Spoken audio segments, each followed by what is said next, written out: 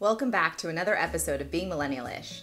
On today's episode, we're going to continue our untold stories of being a doctor. For those of you who missed last week's episode, I'm actually not going to do a recap because I want you to go back and watch it. For the rest of you, let's jump in. As a reminder, we're interviewing Duffman, Dr. Meghan, and Dr. Lauren. Let's see what they have to say. What is one of the craziest things that has happened in the OR? So, like, if scissors don't work, they used to just throw them across the room. When I was a med student, one of the surgeons threw an instrument in a room that the robot was and almost broke the robot, and that was almost the end of his career.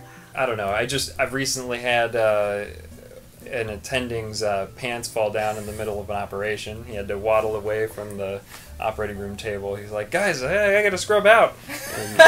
Do you have any superstitions that you do before or during surgery? Always have at least one sip of Monster. No, I don't. No special underwear that you want to tell everyone about? A clean pair. A clean pair of underwear. Okay, so what is one thing you keep hearing people say about doctors that just is not true? Money. About making money. Can't be in it for the money. It's more like Scrubs. Have you ever had someone wake up during surgery?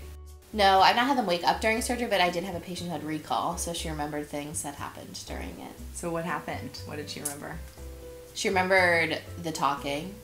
What you guys were saying. What about anyone telling like ridiculous stories while they're out? Oh, that happens really frequently. I would say like 50% of the time. So what's the best story you've ever heard? Have you ever heard that someone's confessed they've been cheating?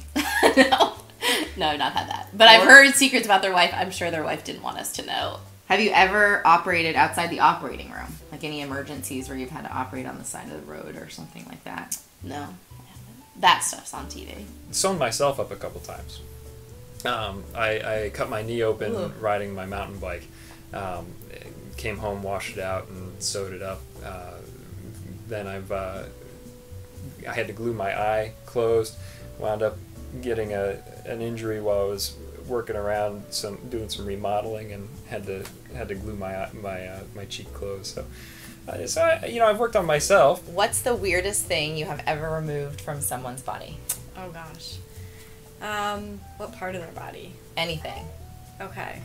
A nail with some spikes on it. Ew. Oh, a nail, like a hair nail. Yeah, it was some sort of deck nail, and it had spikes that went the opposite way. A lot of shampoo bottles. That's kind of a common one. Like mini shampoo bottles? Not mini ones. Like probably big the shampoo weirdest was a jumbo-sized shampoo bottle. How do they even swallow that? Oh, they don't swallow it. They stick it up? From below. Oh Yeah. my gosh. We've seen a variety of different things that have to get pulled out, but to me, the craziest thing was we had a man who was running from the police, and he impaled himself on a wrought iron fence.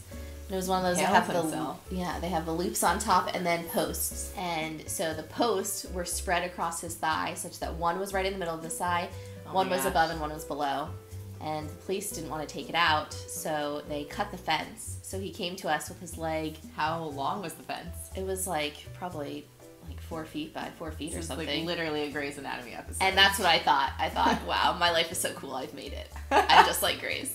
But one time we did have someone that put something that, I guess is okay to put up there, a vibrating toy, but it went up too far, and actually on exam we found vibration, so it was still on. Oh my gosh. So it had batteries in it? Mm-hmm. I did get to document a palpable vibrating abdominal mass during one of my physical exams. What is that? Well, I guess, it's if you accidentally leave it on and lose hold of it, and it kind of wiggles its way up the bottom. So it was stuck. It was just kind of right there, vibrating its way around. So. Ugh, sounds awful. I hope you enjoyed learning about the untold stories of being a doctor. And don't be scared, these things don't happen all the time. I personally am a little traumatized by the shampoo bottle. If you have any crazy stories too about being a patient or a doctor, comment on my page. And if you haven't subscribed, please subscribe.